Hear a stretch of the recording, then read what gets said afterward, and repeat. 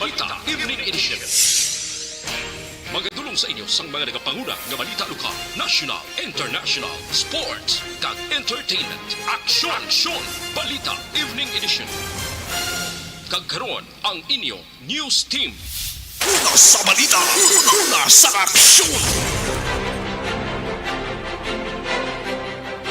Mayong gabi syudad sa Bacolod, Western Visayas kag bugos nga Pilipinas sa welcome na sa pagpangalagad sang aksyon na Balita Evening Edition. Karong adlaw Webes sa Enero 13, 2022. Akong inyong matag balita Aksyon de Salazar. Una sa balita, una sa aksyon. Para sa mga headlines, una kita sa mga balita lokal. Negros Occidental, wala sang pagbago sa restriction apisar nga magasaka sa alert level 3 ang Bacolod City.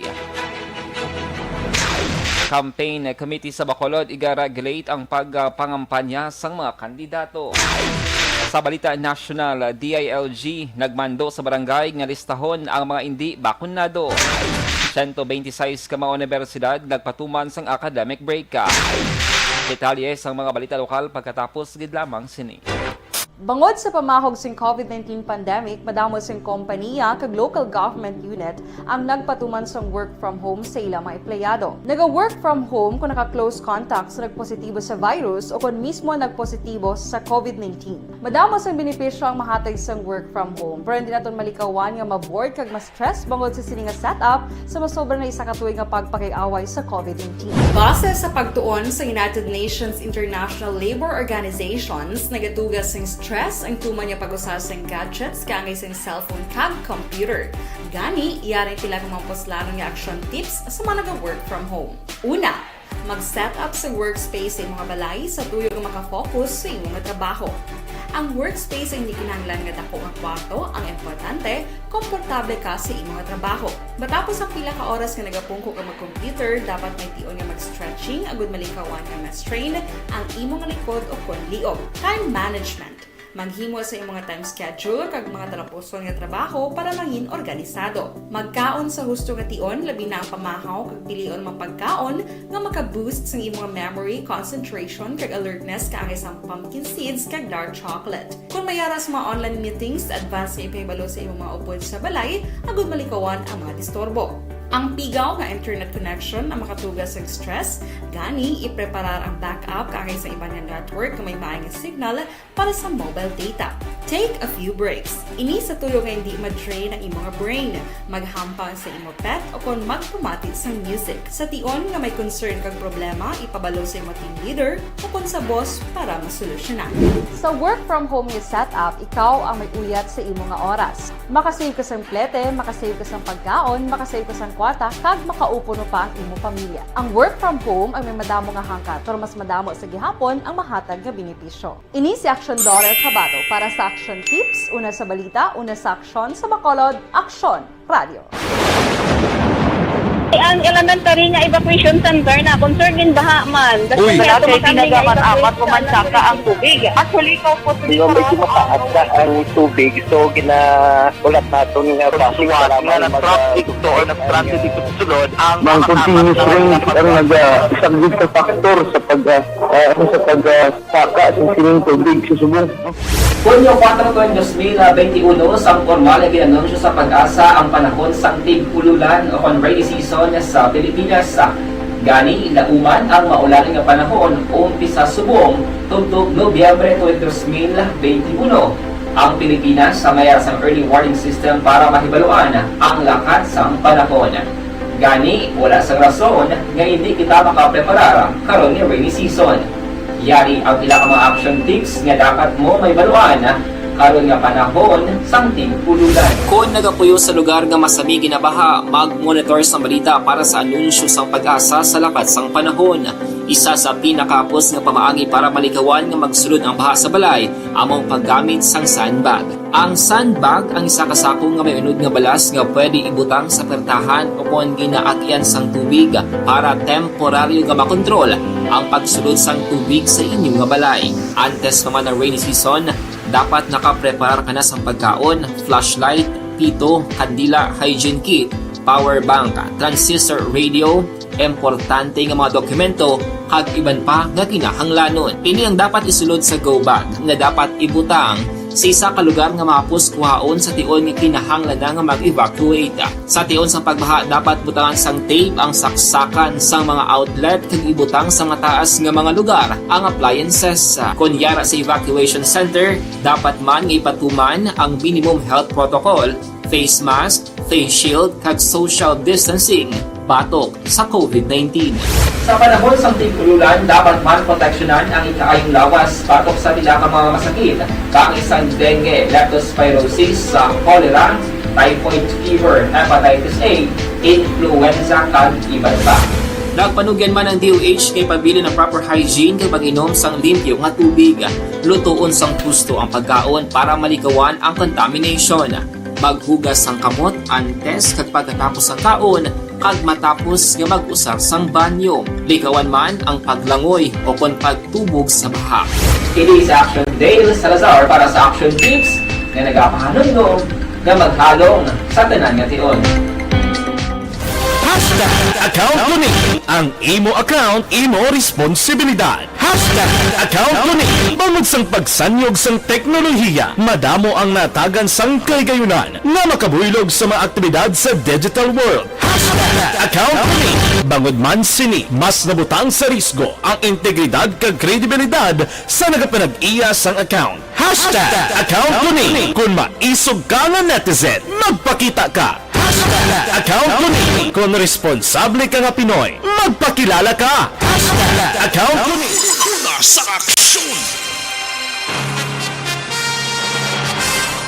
Action Radio Philippines Standard Time lasay sa 11 kagkaron sa detalye na sang mga balita lokal.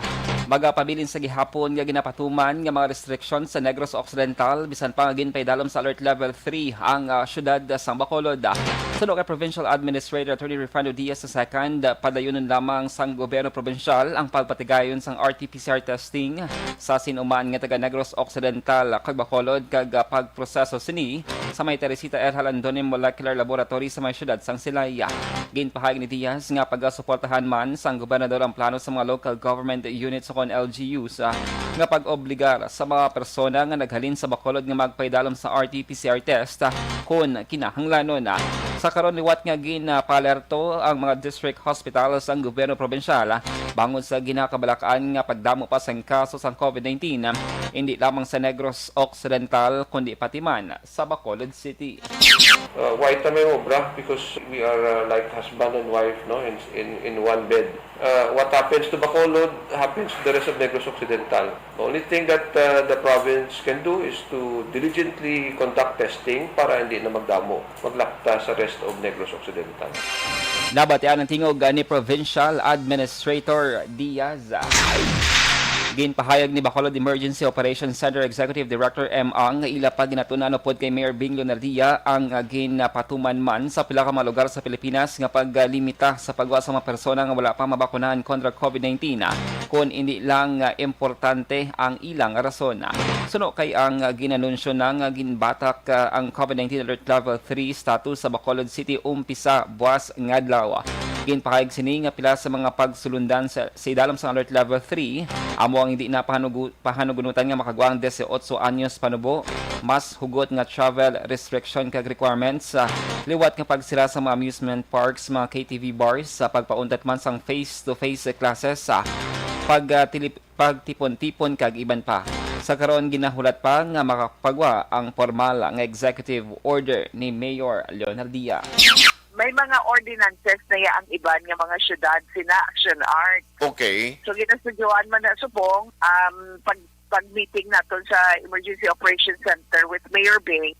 Ara man na naton Vice Mayor who is also the chairman of the IATF. Tag ang aton mga konsehal, some of our councilors. So depende na sa sangguni ang panglungsod. Nabatian si Bacolod EOC Executive Director M.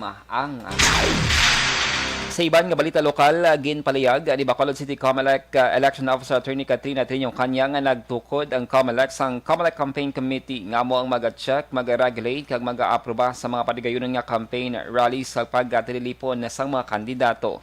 Suno kay kanya nagaulat pa sila sang guidelines gikan sa COMELEC National antes nga ipatuman diri sa may syudad. Ginpahayag sini nga lakip sa komite among election officers ang lugar bilang committee chairman, city o municipal health officer, kapulisan kag miyembro man sang DILG. Ginpanugyan ni kanya nga mag-umpisang campaign period para sa national sa Pebrero 8 samtang sa Marso 25 naman para sa local election dapat magsunod sa health and safety protocol kag ginadilian ang physical touch sa mga kandidato sa ilang mga supporters. Bisan selfie wala man ginapahanugunutan suno kay kanya. COMELEC Campaign Committee ng Aksyon Art. So bagoy ni siya nga committee nga gi-create law sa aton nga komisyon precisely para nga ma-check kag ma-regulate kag matan-aw naton nga ang mga rallies and caucuses naton magasunod sa minimum public health standards. Nabatian si Bacolod Election Officer Attorney Kanya. Samtang natumod na sa mga arson investigators ang ginhalinan sang kalayo sa sunog nga natabo sa may Carvey Upholstery Supply sa may Villa Locasan, Barangay Madalagan na syudad sa Bacolod kahapon nga daw Miyerkules.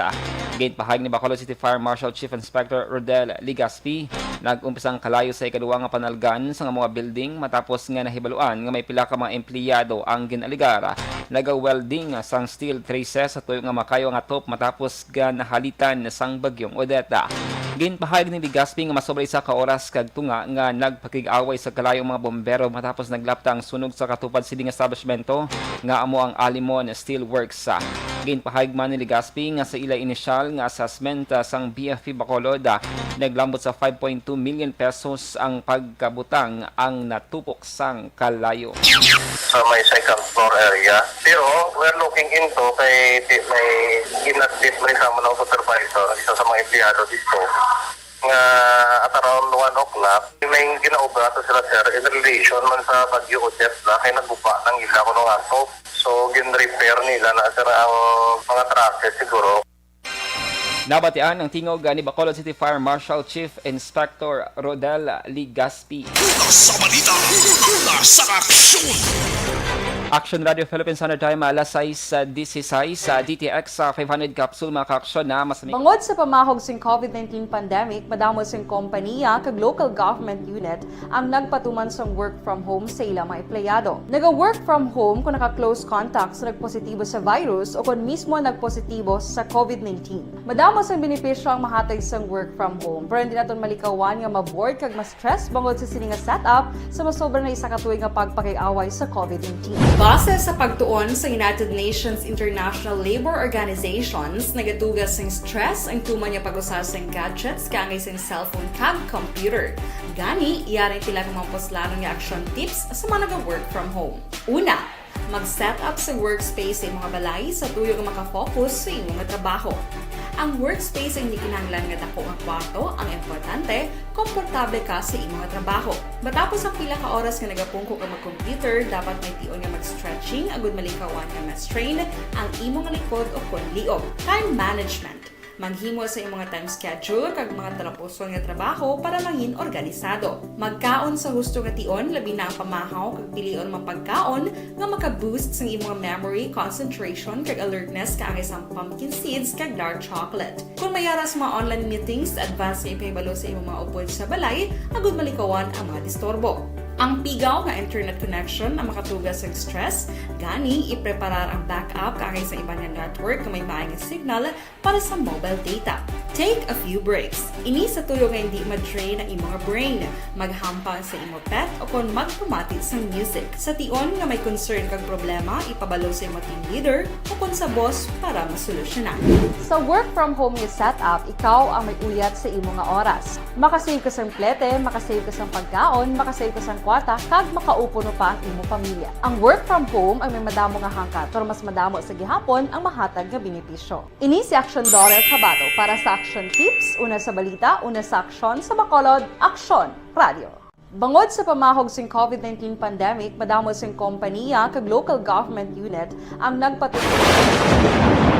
Ang elementary nga evacuation center na concern din baha man. Uy, Kasi tinagaman apat kumansaka ang tubig. Actually, ko po Medyo mataas na ang tubig. So, ulat natin nga pasuwag na traffic or traffic dito sa sulod. Ang continuous ring ang nag-isang sa factor sa pagsaka ng sining tubig sa subong. Hunyo 4, 2021, sang formal ay ginanunsyo sa pag-asa ang panahon sang tig-ululan o rainy season sa Pilipinas. Gani, lauman ang maulaning nga panahon umpisa subong tuntog Nobyembre 2021. Ang Pilipinas sa mayroon sang early warning system para mahibaluan ang lakat sang panahon. Gani, wala sang rason nga hindi kita makapreparar karon ni rainy season. Yari ang pila ka mga action tips nga dapat mo may baluan karon nga panahon sang tig-ululan. Kung nagapuyo sa lugar nga masami ginabaha, mag-monitor sa balita para sa anunsyo sang pag-asa sa lakat sang panahon. Isa sa pinakapos nga pamaagi para malikawan nga magsulod ang baha sa balay, among paggamit sang sandbag. Ang sandbag ang isa kasakong nga may unod nga balas nga pwede ibutang sa pertahan o kung ginaagyan sang tubig para temporaryo nga makontrol ang pagsulod sang tubig sa inyong nga balay. Antes naman ng rainy season, dapat nakapreparar ka na sa pagkaon, flashlight, pito, kandila, hygiene kit, power bank, transistor radio, importante nga mga dokumento, kag iban pa nga kinahanglanon. Ini ang dapat isulod sa go bag na dapat ibutang sa isa ka lugar nga mapus kuhaon sa tion nga kinahanglan nga mag-evacuate. Sa tion sa pagbaha, dapat butangan sang tape ang saksakan sang mga outlet kag ibutang sa mataas nga mga lugar ang appliances. Kunyara sa evacuation center, dapat man nga ipatuman ang minimum health protocol, face mask, face shield kag social distancing batok sa COVID-19. Sa panahon sa tig-ululan, dapat man proteksyonan ang ikaayong lawas batok sa bila ka mga masakit, kakisang dengue, leptospirosis, cholera, typhoid fever, hepatitis A, influenza, kag iban pa. Nagpanugyan man ang DOH kay pabili ng proper hygiene kay pag-inom sang limpyo nga tubig. Lutuon sang husto ang pagkaon para malikawan ang contamination. Maghugas sang kamot antes kag pagkatapos ang kaon kag matapos nga mag-usar sang banyo. Likawan man ang paglangoy o kon pagtubog sa baha. Kini sa Aksyon Dale Salazar para sa Action Tips nga nagapahanundong nga maghalong sa tanan nga tion. Account Kuning. Ang imo account, imo responsibilidad. Account Kuning. Bangod sang pagsanyog sang teknolohiya, madamo ang natagan sang kaygayunan nga makabuylog sa mga aktibidad sa digital world. Account Kuning. Bangod man sini, mas nabutang sa risgo ang integridad kag kredibilidad sa nagapanag-iya sang account. Account Kuning. Kung maisog ka nga netizen, magpakita ka. Account Kuning. Kung responsable ka nga Pinoy, magpakilala ka.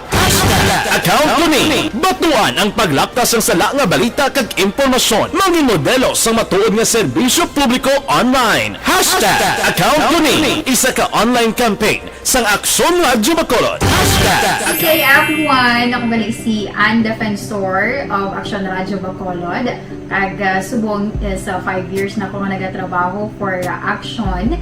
And nagapasalamat ako syempre sa management sang sining ako nga trabahuan bangod sa ilang paghatagban na bulig sa akon agud nga mas nga mapa-improve ang akon nga ikasarang sa patag sa paghambal sa kahanginan kag syempre sa mga pagpakita pagid sang abilidad ko hindi lamang sa mikropono kundi pati man sa field.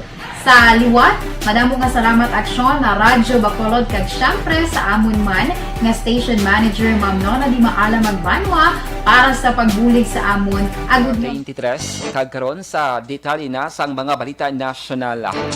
Ginmanduan sang DILG ang mga barangay nga magsumeter sang listahan sa mga hindi pa bakunado kontra COVID-19. Ining angot sa mando ni Presidente Rodrigo Duterte nga limitahan ang hulag sa mga unvaccinated. Suno kay Interior Undersecretary Martin Dino, pagakwaon lang ang impormasyon kung nagpabakuna, diin nagpabakuna para mayara sang datos sa mga bakunado kag hindi pa bakunado sa barangay. Klaro man sang DILG official nga hindi na kinahanglan nga ihatag ang rason kung nga wala pa mabakunahan na.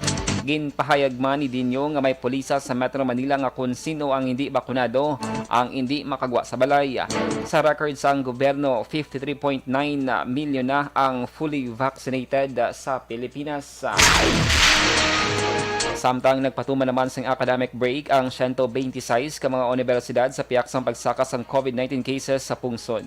Sa laging handa briefing nga subong adlaw, ginpahayag ni CHED Chairperson Prospero de Verde III, nagdeklara ang pila ka mga universidad sa academic break antes pa man na ang pagpaidalom sa Alert Level 3 sa pila ka mga lugar sa National Capital Region kag pilang areas.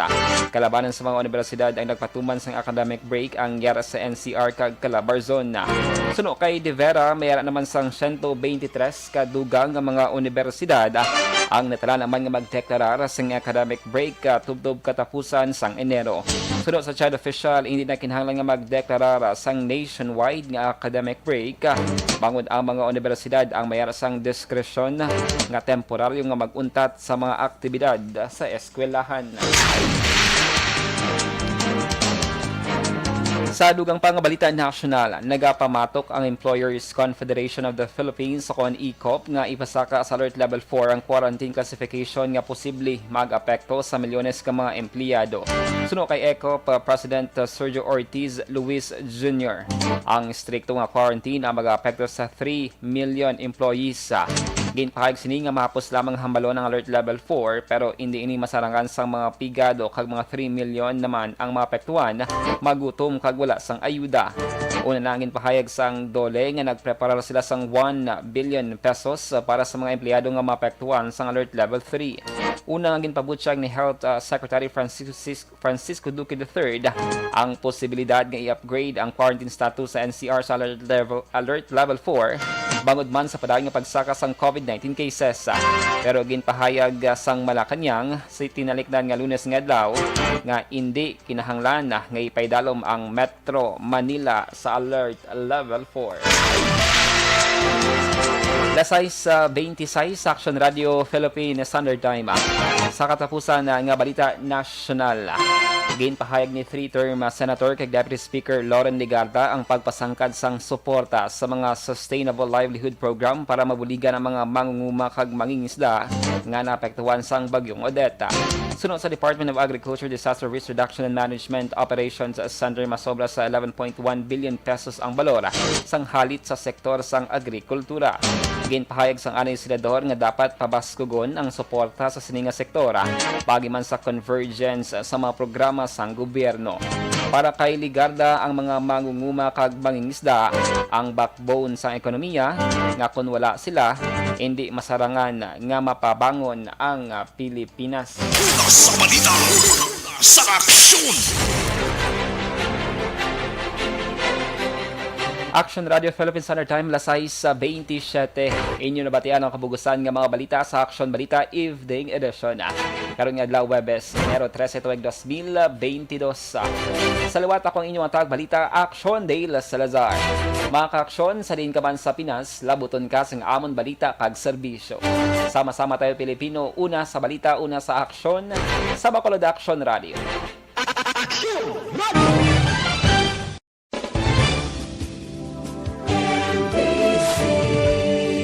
Manila Broadcasting Company. Sa balita, komentaryo,